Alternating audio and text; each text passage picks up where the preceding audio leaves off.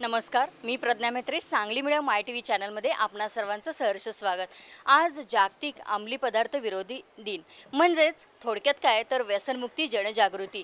आपण बऱ्याच वेळेला पाहतो की वाढते ताणतणाव, नित्याची बदललेली जीवनशैली, विविध गोष्टीसुद्धा या मार्केटमध्ये उपलब्ध आहेत आणि याचा परिणाम काय होतं तर याचा परिणाम व्यक्तीवर होतो. म्हणजेच काय तर तो व्यसनाच्या विळख्यामध्ये अडकतो आणि अक्षरशः व्यसने त्याच्यासमोर हात जोडून उभे असतात.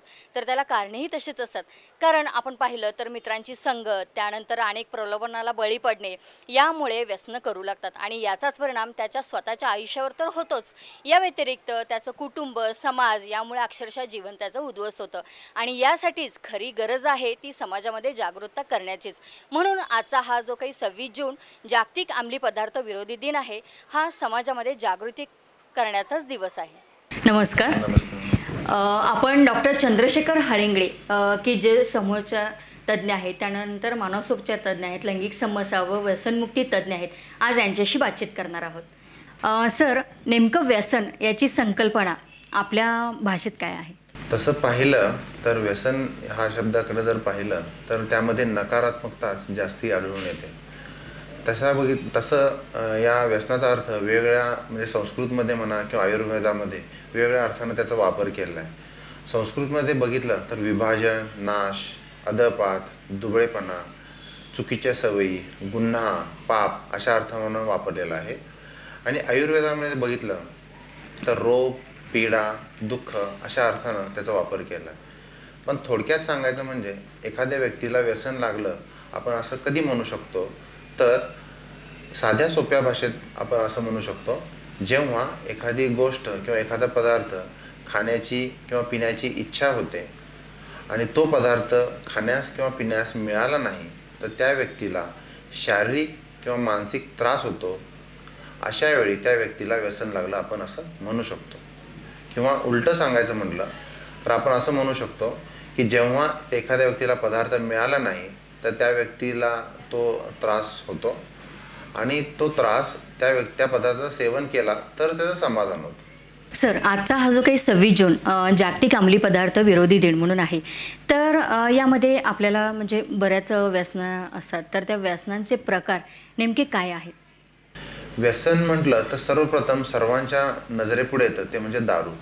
पण दारू सोडून सुद्धा समाजामध्ये अनेक इतर पदार्थ आहेत की त्यांचं सेवन हे आजकाल आढळून येत आहे. दारू सोडून इतर पदार्थांचं व्यसन म्हटलं तर म्हणजे तंबाखू, गुटखा, सिगरेट असेल, मावा असेल, खैनी, तपकीर म्हणजे अशा तंबाखू वेगवेगळ्या पदार्थांमध्ये स्वरूपात आढळून येतं आणि त्यांचं सुद्धा सेवन आढळतं. काही उच्चभ्रू समाजामध्ये आपण ऐकलं असाल की ब्राऊन शुगर, त्यालाच हेरोईन असं म्हणतात, किंवा अफू यांचं सुद्धा व्यसन आढळतं. कोकेन ऐकलं असाल तर कोकेनचं ॲडिक्शनसुद्धा असू शकतं.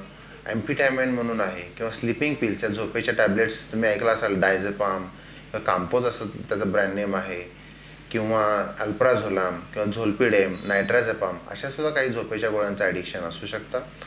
आणखी वेगळ्या पद्धतीचे ॲडिक्शन्स म्हटलं तर जे व्हाईटनर म्हणतात की व्हाईटनर जे शाई लिहिल्यानंतर ते ॲडजस्ट करण्यासाठी ते पुसून काढण्यासाठी वापरलं जातं ते लिक्विड, तर सोलवंट असतं, ऑर्गॅनिक सोलवंट्स असतात, तर त्यांचंसुद्धा कापडाची चिंधी किंवा कॉटन कापूस घेऊन ते त्या सॉल्वंटमध्ये बुडवून ते नाकानं किंवा तोंडानं ते हुंकतात, तर त्यांचंसुद्धा ॲडिक्शन आढळून येतं.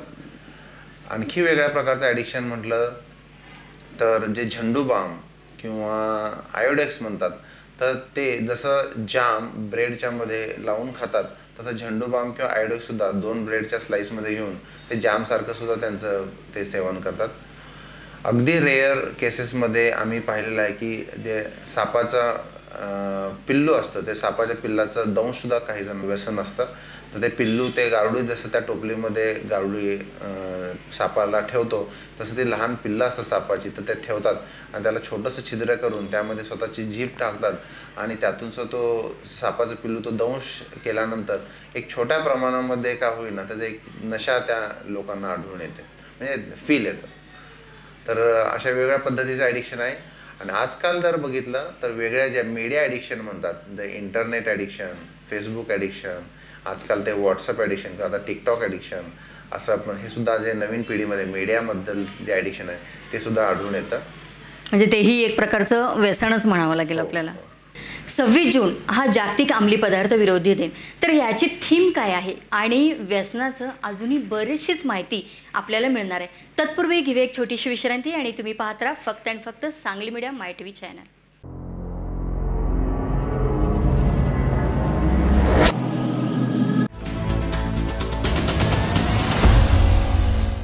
छोट्याशा विश्रांतीनंतर आपण परत आलो आहोत. डॉक्टर चंद्रशेखर हळिंगळे यांच्याशी आज आपण 26 जून जागतिक अंमली पदार्थ विरोधी दिनानिमित्त बातचीत करत आहोत आणि विषय आहे आपला व्यसन. तर सर, ही जी काही व्यसनाची जी काही थीम आहे, तर ही यावर्षीची थीम काय आहे? 26 जून हा दरवर्षी international day against drug abuse and illicit trafficking day म्हणून साजरा केला जातो. म्हणजे मराठीत सांगायचं म्हटलं तर आंतरराष्ट्रीय अंमली पदार्थ सेवन व तस्करी विरोधी दिन असा हा 26 जून हा म्हणून साजरा केला जातो. दरवर्षी हा वेगळ्या थीमनं हा दिवस साजरा केला जातो. यावर्षी थीम म्हणजे better knowledge for better care. म्हणजे आज व्यसनाचे जे प्रकार आहेत, व्यसन कोणकोणत्या पद्धतीचे आहेत, त्यांचे परिणाम कोणते आहेत आणि त्याबद्दल जे नुकसान होतं याच्याबद्दल अवेअरनेस केलं तर जो काही व्यसनाचं प्रमाण वाढत आहे तो आपल्याला कंट्रोल ठेवता येईल. म्हणून यावर्षीची थीम असं आहे की better knowledge for better care. म्हणजे अवेअरनेस, हा व्यसनाबद्दलचा अवेअरनेस करणे हा यावेळेचा उद्देश आहे. बऱ्याच वेळेला असं होतं की स्वतःहून तर काही व्यसन केलं जात नाही, पण व्यसनाची जी काही कारणे आहेत आणि त्या सवयी, याबद्दल आपलं काय मत आहे? आता माझं एक व्यसनमुक्ती केंद्र आहे आणि माझ्याकडे बरेच पेशंट ॲडमिट असतात आणि मी बऱ्याच जे पेशंटना पहिला माझा प्रश्न असतो की का रे बाबा, का दारू पितोस? तर त्यांचं उत्तर असतं की बायकोच्या त्रासाला कंटाळून. असं त्यांचं सर्वसाधारण उत्तर आहे. पण जर माहिती काढली आणि थोडे डिटेलमध्ये आम्ही ज्यावेळी हिस्ट्री घेतो त्यावेळी असं लक्षात येतं की त्याला विचारावं, तू दारू कधीपासून पितोस? तर तो म्हणतो की 15 वर्ष झाली किंवा 18 वर्ष झाली असं सांगेल. आणि लग्न कधीपासून झालं तर 10-12 वर्ष. म्हणजे लग्नाच्या अगोदरपासून तो दारू पितच असतो आणि फक्त लग्न झालं म्हणून ते प्रमाण वाढलेलं असतं असं त्यांचा गैरसमज असतो. त्यामुळे लग्न होऊ दे अगर न होऊ दे, बायको हे काही कारणीभूत असू शकत नाही. आता खरोखर जर कारणांचा जर विचार केला तर सर्वप्रथम महत्त्वाचं कारण म्हणजे अनुकरण. अनुकरण म्हणजे घरामध्ये आई वडिलांचं अनुकरण हे कॉमन गोष्ट आहे की ज्यामुळे व्यसन लागू शकतं. जर घरामध्ये कोण आई वडिलांपैकी कोणीही जर एक व्यसन करत असेल तर त्या मुलामध्ये व्यसन लागण्याचा धोका असतो. कारण संस्कार, आपल्याला असं वाटतं की संस्कार म्हणजे चांगली पुस्तकं वाचल्यानंतर किंवा चांगल्या गोष्टी ऐकल्यानंतर होतात, असं नाही. तर आई वडिलांच्या वर्तनातून सुद्धा हे संस्कार होत असतात. त्यामुळे घरामध्ये जर कोणी फॅमिली मेंबर जर व्यसन करत असतील तर होणाऱ्या पिढीमध्ये हा धोका आढळू शकतो. दुसरा, इतरांचं अनुकरण. आता आपण बघतो की टी व्हीमध्ये फिल्म स्टार ॲड करतात, जाहिरात करतात आणि कशा पद्धतीनं काहीजण दारूचे ॲड करतात, काहीजण सिगरेटचे ॲड करतात. म्हणजे दारूचं सेवन केलं तर मी हिरोसारखा होईन असं काहीतरी गैरसमज असतो आणि त्यातून सुद्धा अनुकरण हे केलं जातं. आणि तिसरं महत्त्वाचं म्हणजे कॉलेजच्या पिरियडमध्ये ज्यावेळी तो युवा वर्गामध्ये ज्या फर्स्ट इयरला ज्या डिग्रीसाठी किंवा BA BComसाठी किंवा कोणत्याही डिग्रीसाठी ॲडमिशन घेतात तर शक्यतो फर्स्ट इयरला पिअर प्रेशर म्हणजे मित्रांचा दबाव असतो आणि मित्रांच्या आग्रहाखातीर सुरुवात होऊ शकते. म्हणजे काही मित्र असं म्हणतात की पिऊन बघ, एकदा सिगरेट ओढून बघ, एक घोट पिऊन बघ, अशा पद्धतीनं ते रिक्वेस्ट करतात आणि कधी कधी दबाव टाकतात किंवा असं म्हणतात की तुला आमच्या ग्रुपमध्ये यायचं असेल तर तुला हे एकदा टेस्ट करावीच लागेल. तर अशा पद्धतीनं ही सुरुवात कधी कधी ही होऊ शकते. आणखी एक वेगळा कारण म्हटलं तर कुतूहलता. लहान मुलांच्या मध्ये किंवा युवा पिढीमध्ये कुतूहलता असते की नक्की काय घेऊन बघायला काय हरकत आहे, टेस्ट करून बघायला काय हरकत आहे. लहान मुलांचं ज्यावेळी पाकिटमध्ये काय आहे ते बघूया. मग तशा पद्धतीनं ते किंवा नाकातून धूर कसा काढतात, कानातून धूर कसा काढतात, असं काही गैरसमज असतात आणि ते कुतूहलता असते, त्यातून सुद्धाही सुरुवात होऊ शकते. बऱ्याच पेशंट्समध्ये आम्ही असं ऐकलेलं आहे की का पिलास असं विचारलं तर तो म्हणतो की मला टेन्शन आलं होतं आणि त्यामुळे झोप लागत नाही म्हणून मला कुणीतरी सल्ला दिला असं म्हणतात.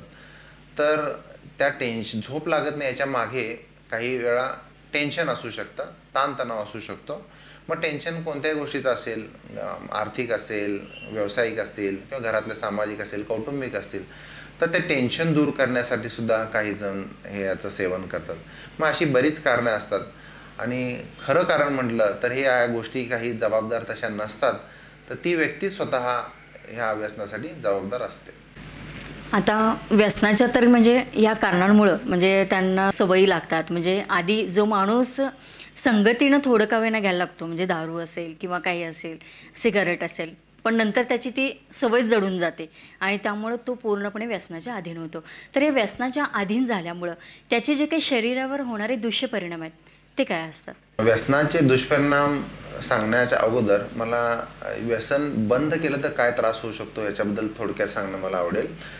जेव्हा एखाद्या व्यक्तीला व्यसनाचा पदार्थ तो मिळत नाही, तो खाण्यास किंवा पिण्यास मिळत नाही, त्यावेळी त्या व्यक्तीला काही शारीरिक त्रास होतात. म्हणजे थोडक्यात जर दारू मिळाली नाही तर त्या व्यक्तीला हात थरथर कापतात, भीती वाटते, धडधडतं, घाबरल्यासारखं होतं, बेचैनी होते.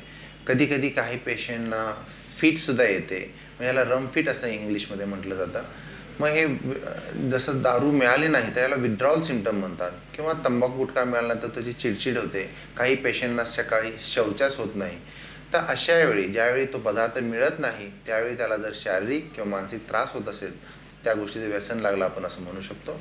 आता परिणामांचा जर विचार केला की व्यसनाचा कोणता परिणाम होऊ शकतो, तसं पाहिलं तर डोक्यापासून पायापर्यंत संपूर्ण शरीरावर या व्यसनाचा परिणाम असू होतो. मेंदूची झीज होते, स्मरणशक्ती, आता दारूच्या बाबतीत विचार केला तर मेंदूची झीज होते, स्मरणशक्ती कमी होते. त्याचे मेंदूची झीज झाल्यामुळे काही वेळा लकवा पॅरालिसिस आजार होऊ शकतो. मेंदूच्या रक्तवाहिन्यांचा दोष निर्माण होतो, त्यामुळं मेंदूचे विकार होऊ शकतात. हृदय कमजोर होतं, हार्ट अटॅकची रिस्क वाढते.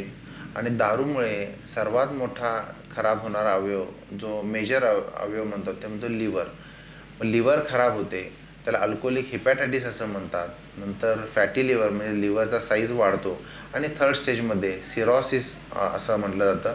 म्हणजे सिरोसिस म्हणजे लिव्हरचा साईज छोटा होतो आणि त्यानंतर लिव्हर पूर्णपणे खराब होऊन मग पोटात पाणी होणे, त्याचे पुढचे कॉम्प्लिकेशन्स जसे रक्ताची उलटी होणे किंवा संडासमधून रक्त येणे, अशा पद्धतीने हे विकार लिव्हरचे परिणाम होतात.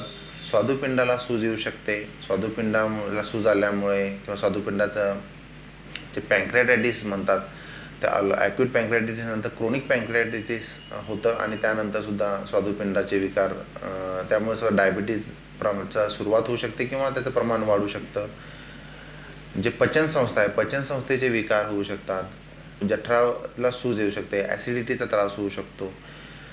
पुरुषांमध्ये जर बघितलं तर रिप्रोडक्टिव्ह सिस्टीम जे जननेंद्रिय आहे त्यांचे विकार होऊ शकतात. पुरुषांमध्ये सेक्शुअल प्रॉब्लेम्स म्हटलं तर इरेक्टाईल डिस्फंक्शन म्हणजे नपुंसकता येऊ शकते. काही जणांना शीघ्रपतन होऊ शकतं, वीर्यदोष निर्माण होऊ शकतात. जर स्त्री याचं सेवन करत असेल व्यसनांचं, तर व्यसन स्त्रीला जर असेल तर होणाऱ्या अपत्यामध्ये गर्भामध्ये सुद्धा विकार होऊ शकतो. हे झाले शारीरिक परिणाम. दुसरे परिणाम म्हटलं तर आर्थिक परिणाम. नक्कीच एखाद्या व्यक्तीला जर दारूचं व्यसन लागलं असेल किंवा कोणत्याही प्रकारचं ॲडिक्शन असेल तर त्या व्यक्तीला रोज नाही म्हटलं तर कमीत कमी 300 ते 500 रुपये खर्च करावे लागतात. त्यामुळे आर्थिक नुकसान होते. हळूहळू त्या घर खर्च म्हणजे खर्च पुरत नाही, पगार पुरत नाही किंवा मग हळूहळू उधारी वाढते, कर्जबाजारी होऊ शकतो. घरातले काही पेशंट्स पूर्ण अधीन झालेले पेशंट घरातल्या वस्तू विकतात, भांड्या विकतात, सोनं नाणं विकतात, म्हणजे असलेली प्रॉपर्टी घालून बसतात. सामाजिक परिणामामध्ये असं होतं की तो व्यसनी व्यक्ती ही समाजाच्या दृष्टीनं पूर्णपणे खराब झाले असं म्हटलं जातं, वाईट आहे असं म्हटलं जातं. ॲक्च्युली तसं पाहिलं तर व्यसन हे वाईट असतं, ती व्यक्ती चांगलीच असते, पण व्यसनामुळं समाज याला त्या व्यक्तीला वाईट मानलं जातं. आणि त्यानंतर मग त्याचे अब्रू नुकसान किंवा त्याला किंमत देत नाही, त्याला कोणत्याही कार्यक्रमामध्ये बोलवत नाहीत, म्हणजे त्याचं सामाजिक नुकसान हे होतं. घरामध्ये बघितलं तर घरामध्ये सारखे कौटुंबिक वाद होतात, घरामध्ये भांडण होतं. सर्वात मोठा कॉम्प्लिकेशन म्हणजे प्रॉब्लेम म्हणजे संशयाचा आजार निर्माण होऊ शकतो. दारूमुळे एखादी व्यक्ती जर पूर्ण डिपेंडंट असेल तर संशय घेण्यासुद्धा सुरुवात होऊ शकते. एक मनाचा झालेला परिणाम आहे, मनावर झालेला परिणाम आहे, बायकोवर संशय येऊ शकतो. किंवा मानसिक परिणामामध्ये बऱ्याच वेळा असं होतं की पेशंटना असं वाटतं की दारू हे टेन्शन दूर करतं, तर असं होत नाही, तर उलट दारू हे टेन्शन वाढवतं. त्यामुळे मानसिक आजारसुद्धा होतात. आपण पेपरमध्ये किंवा इतर ठिकाणी ऐकलं असाल, वाचला असाल की दारूच्या नशेत त्याने आत्महत्या केली. म्हणजे त्या व्यक्तीला दारू पिल्यानंतर चांगलं वाईट कळत नाही, योग्य अयोग्य निर्णय घेता येत नाहीत आणि त्यामुळे सुद्धा त्यावेळी अचानक दारू पिल्यानंतर सुद्धा अचानक त्याच्या मनामध्ये आत्महत्येचा विचार येऊन तो आत्महत्या करू शकतो. म्हणजे एवढे सर्व परिणाम हे आर्थिक असतील, सामाजिक असतील, कौटुंबिक असतील, शारीरिक असतील, हे सर्व परिणाम सर्व व्यसनांच्या बाबतीत हे आढळून येतं. व्यसन मुक्तता कशी होऊ शकते हे सुद्धा आपण जाणून घेणार आहोत. तत्पूर्वी घेऊया एक छोटीशी विश्रांती आणि तुम्ही पाहत राहा फक्त आणि फक्त सांगली मीडिया माय टीव्ही.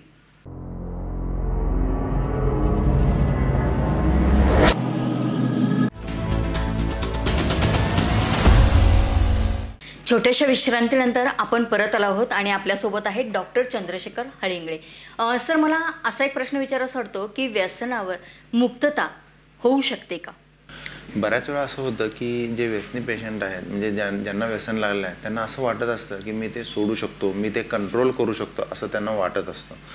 पण प्रॅक्टिकली ते जमत नाही. याचं कारण असं, ज्यावेळी सुरुवातीला ते कधी कधी पित असतात त्यावेळी त्यांना असं ते स्वतः कंट्रोल करू शकतात, त्यामुळे ते कधी कधी पित असतात. त्यावेळी त्यांना शारीरिक प्रॉब्लेम येत नाहीत आणि त्यावेळी त्यांची मनाची तयारी नसते की सोडायचं. मी काय थोडंच पितो, कंट्रोलमध्ये पितो, त्यामुळे मला काही गरज नाही असं म्हणून ते कंटिन्यू असतं. पण ज्यावेळी त्यांना शारीरिक व्याधी निर्माण होतात, ज्यावेळी मी मगाशी म्हटलं की ज्यावेळी दारू मिळाली नाही तर त्याला भीती वाटते, बेचैनी वगैरे वाटते, म्हणजे त्याची मनाची तयारी होते पण शरीर साथ देत नाही. मग अशा वेळी त्यांना ट्रीटमेंटचीच आवश्यकता आहे. अशा लोकांना ट्रीटमेंट करणं हे आवश्यक आहे. बऱ्याच जणांना असं वाटतं की मी कंट्रोल करू शकतो, पण हा त्यांचा गैरसमज आहे. कंट्रोल करू शकत नाही म्हणून तर ही वेळ आलेली आहे. म्हणजे मानसिकता जी असते त्यांची की मला हे व्यसन आता करायचं नाहीये. शारीरिक व्याधी तर सुरू होतात, पण मानसिकता पण तितकीच महत्त्वाची आहे व्यसन करणाऱ्या लोकांची, की बाबा मला त्रास होतोय तर मग मी याला घ्यायलाच नाही पाहिजे. म्हणजे असा त्यांचा ठाम निर्णय असायला पाहिजे आणि तो त्यांनी अंमलात आणायला पाहिजे. म्हणजे हे आवश्यक आहे.